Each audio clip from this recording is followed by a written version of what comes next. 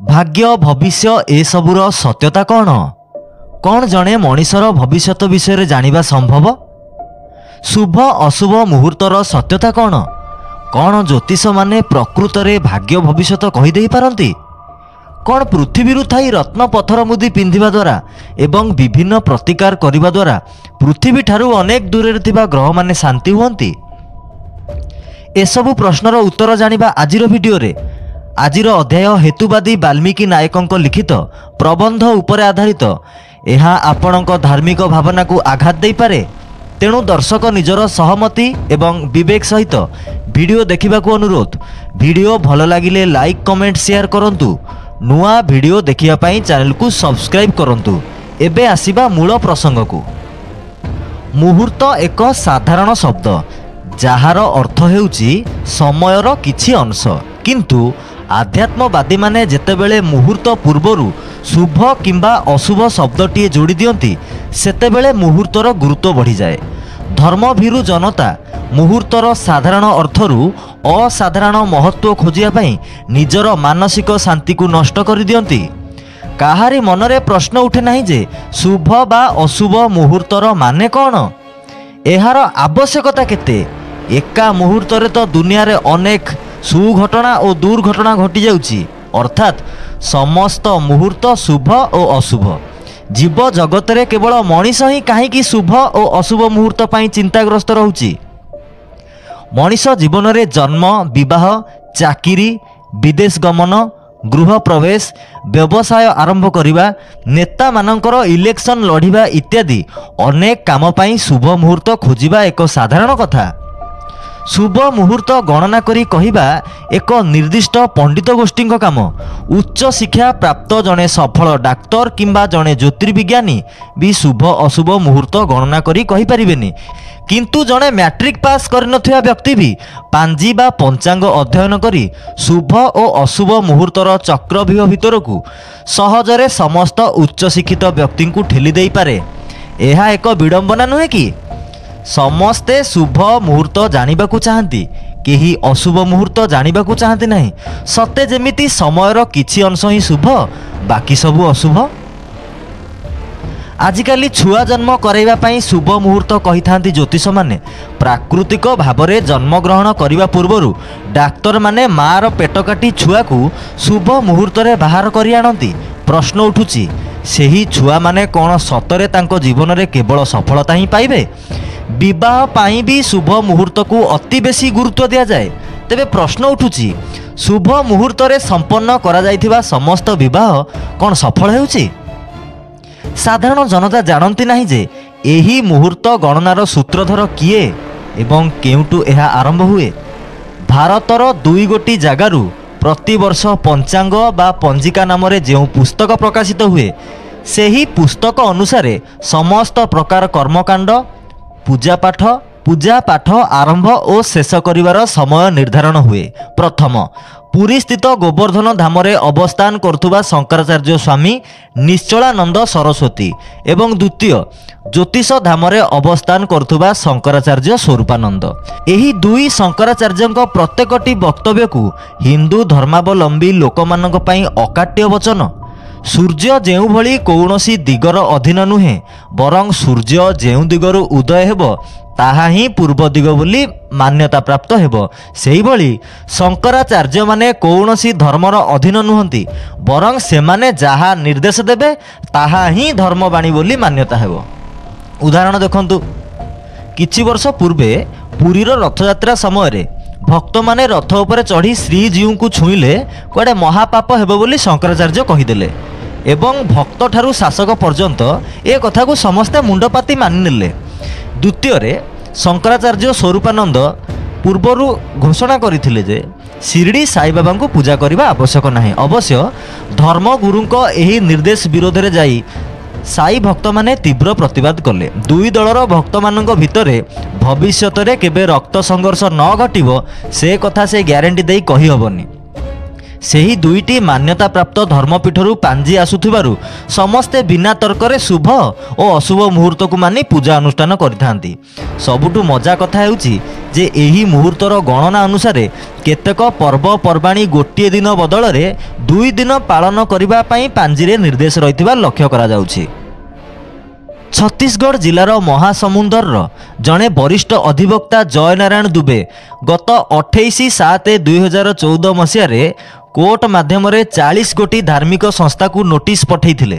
ତାଙ୍କର ଅଭିଯୋଗ ହେଉଛି ଚଳିତ ବର୍ଷ ଅଗଷ୍ଟ ମାସରେ ପଡ଼ୁଥିବା 2ଟି ପର୍ବ ହଲାଷ୍ଟମୀ ଓ ଜନ୍ମାଷ୍ଟମୀକୁ ଅଲଗା ଅଲଗା ତାରିଖରେ ଶୁଭ ମୁହୂର୍ତ୍ତ ଦର୍ଶାଇ 2 ଦିନ ପାଳନ କରିବା ପାଇଁ ଧର୍ମାଚାର୍ଯ୍ୟମାନେ କାହିଁକି ନିର୍ଦ୍ଦେଶ ଦେଇଛନ୍ତି। ଅଧିବକ୍ତା ଜୟନାରାୟଣ 1967 ଠାରୁ 2014 ମସିହା ଭିତରେ ପ୍ରକାଶ ପାଇଥିବା 10 ଗୋଟି ପଞ୍ଜିକାକୁ ଅଧ୍ୟୟନ କରି ପ୍ରମାଣ କରିଛନ୍ତି ଯେ ପଣ୍ଡିତମାନଙ୍କ ଦ୍ୱାରା ପର୍ବପର୍ବାଣୀ ଓ ଶୁଭ କାର୍ଯ୍ୟ ପାଇଁ ଗଣନା କରାଯାଉଥିବା ଶୁଭ ମୁହୂର୍ତ୍ତ ଗୁଡ଼ିକରେ ଅନେକ ବିରୋଧାଭାସ ରହିଛି। ଭାରତରେ ସେ ପ୍ରଥମ ଥର ପାଇଁ ମୁହୂର୍ତ୍ତ ଗଣନାରେ ରହୁଥିବା ଭିନ୍ନ ଭିନ୍ନ ମତ ଉପରେ ପ୍ରଶ୍ନ ଉଠାଇଛନ୍ତି। ଆମେ ସମସ୍ତେ ବି ଦେଖିଛୁ ହିନ୍ଦୁ ଧର୍ମର ଅନେକ ପର୍ବ ଦେଶର ବିଭିନ୍ନ ଭାଗରେ ଅଲଗା ଅଲଗା ଦିନ ପାଳନ କରାଯାଉଛି। ତାହା ଦକ୍ଷିଣ ଭାରତରେ ଦିନେ ଆଗରୁ କିମ୍ବା ଦିନେ ପରେ ପାଳନ କରାଯାଉଛି। ମହାଲକ୍ଷ୍ମୀ ପୂଜା ଉତ୍ତର ଭାରତରେ ଗୁରୁବାର ଦିନ ହେଉଥିବା ସ୍ଥଳେ ଦକ୍ଷିଣ ଭାରତରେ ଶୁକ୍ରବାର ଦିନ ହେଉଛି। ଗୋଟିଏ ପର୍ବକୁ 2 ଦିନ ପାଳନ କରିବା ପଛରେ କ'ଣ କାରଣ ଅଛି ସେ କଥା ଧର୍ମଗୁରୁମାନେ ହିଁ ଜାଣିଥିବେ। ହେତୁବାଦୀମାନଙ୍କ ମତରେ ମୁହୂର୍ତ୍ତ ଗଣନା ପଛରେ ରହିଛି ଏକ ସୁଚିନ୍ତିତ ବ୍ୟବସାୟ ବୁଦ୍ଧି। ଭକ୍ତମାନଙ୍କୁ ବୌଦ୍ଧିକ ପଙ୍ଗୁ କରି ମାନସିକ ସ୍ତରରେ ଭ୍ରମିତ କରି ଆର୍ଥିକ ଶୋଷଣ କରିବା ହେଉଛି ଏମାନଙ୍କର ଅସଲ ଉଦ୍ଦେଶ୍ୟ। ଏହି ଯୁଗରେ ମୁହୂର୍ତ୍ତ ଗଣନା ଦ୍ୱାରା ବିଭିନ୍ନ ବ୍ୟବସାୟୀ ଓ ଗଣମାଧ୍ୟମକୁ ବି ପ୍ରଚୁର ପରିମାଣରେ ଫାଇଦା ହେଉଛି। ନିଜର ସାମାନ ବିକ୍ରି କରିବା ପାଇଁ ବିଜ୍ଞାପନ ଦେବା ଭୁଲ କଥା ନୁହେଁ କିମ୍ବା ସେଥିପାଇଁ କାହାରି ଆପତ୍ତି ରହିବା ଉଚିତ ନୁହେଁ, କିନ୍ତୁ ଏକ ଶୁଭ ମୁହୂର୍ତ୍ତରେ ଅମୁକ ବସ୍ତୁ କିଣିଲେ ସୌଭାଗ୍ୟ ବୃଦ୍ଧି ହେବାର ଭ୍ରମକ ବିଜ୍ଞାପନ ନିଶ୍ଚିତ ଭାବେ ଅନ୍ୟାୟ। ବ୍ୟବସାୟୀ ମାନେ ବି ଜାଣନ୍ତି ଯେ ମୁହୂର୍ତ୍ତର କୌଣସି ପ୍ରଭାବ ନାହିଁ। ଯେକୌଣସି ମୁହୂର୍ତ୍ତରେ ଜିନିଷ ବିକ୍ରି ହେଲେ ତାଙ୍କର ଲାଭ ହେବା ନିଶ୍ଚିତ।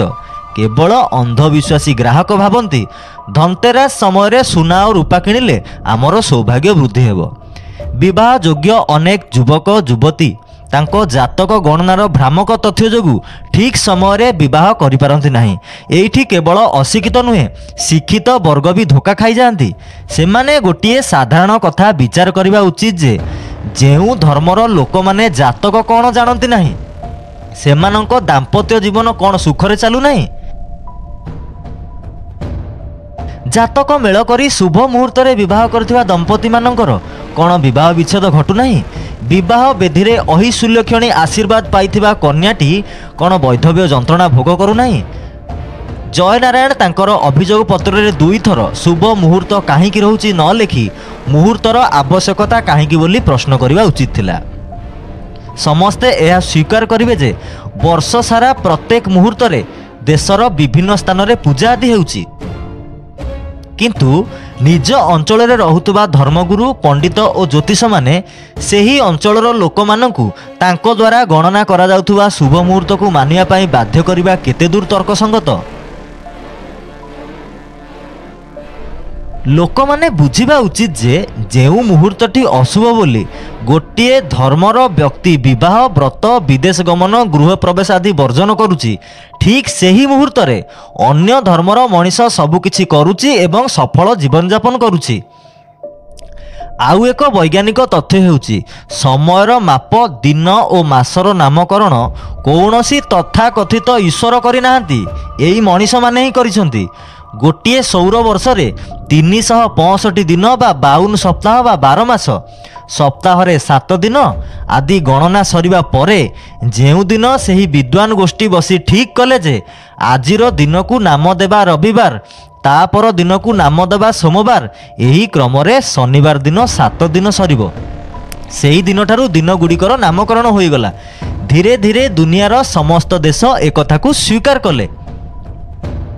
ଧରନ୍ତୁ ସେହି ବିଦ୍ୱାନ ଗୋଷ୍ଠୀ ଦ୍ୱିତୀୟ ଦିନଠାରୁ ରବିବାର ଆରମ୍ଭ କରିଥାନ୍ତେ, ତେବେ ଆଜି ଆମେ ଯାହାକୁ ଗୁରୁବାର ବୋଲି ମାନୁଛୁ ତାହା ବୁଧବାର ହେଇଥାନ୍ତା।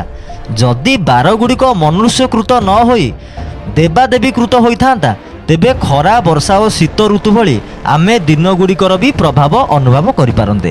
ଧରନ୍ତୁ ରବିବାର ଦିନର ସୂର୍ଯ୍ୟ ଆଲୋକ ନାଲିଆ, ସୋମବାର ଦିନ ହଳଦିଆ, ମଙ୍ଗଳବାର ଦିନ ନେଳିଆ, ବୁଧବାର ଦିନ ବାଇଗଣୀ, ଗୁରୁବାର ଦିନ ଧଳା, ଶୁକ୍ରବାର ଦିନ ସବୁଜ ଓ ଶନିବାର ଦିନ ଧୂସର ହୋଇଥାନ୍ତା। ତେବେ ଆମକୁ ବାର ଜାଣିବା ପାଇଁ କ୍ୟାଲେଣ୍ଡର ଦେଖିବା ଦରକାର ପଡ଼ନ୍ତା ନାହିଁ।